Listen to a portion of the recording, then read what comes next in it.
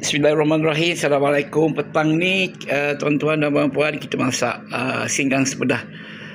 Masakan orang Terengganu dah. Kita panaskan minyak dahulu.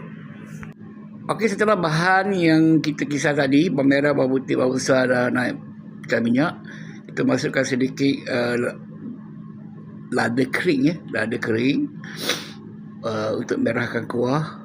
Lepas tu kita kacau sehingga pecah minyak. Okey, apabila dah pecah minyak, tapi ada additional sikit tambahan. Anak-anak suka pedas, kita letakkan sedikit lada jagung dan kita kacau kembali sehingga masak.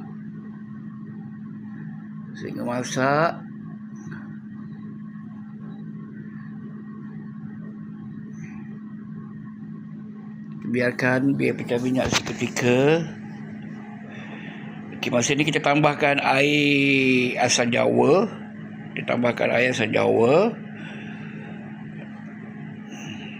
Dan jika kata rasanya masih lagi pekat, kita tambahkan sedikit air biasa untuk dijadikan kuah.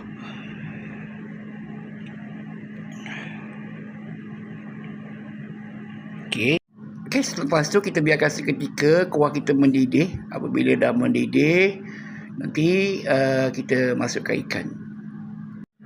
Okey, setelah kuah kita mendidih, ataupun bahasa Terengganu dia panggil gelegok. Dah gelegok, kita masukkan ikan. Kami menggunakan ikan kerisi. Kita masukkan 3 ekor ikan. Okey, kita biarkan seketika ikan masak.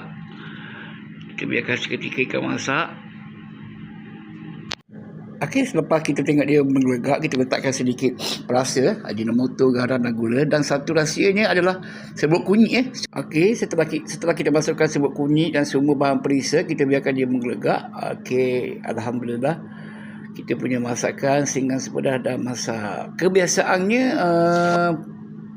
ada orang yang letak daun kesum, tapi keluarga tak makan daun kesum, kita abaikan. Selamat mencuba.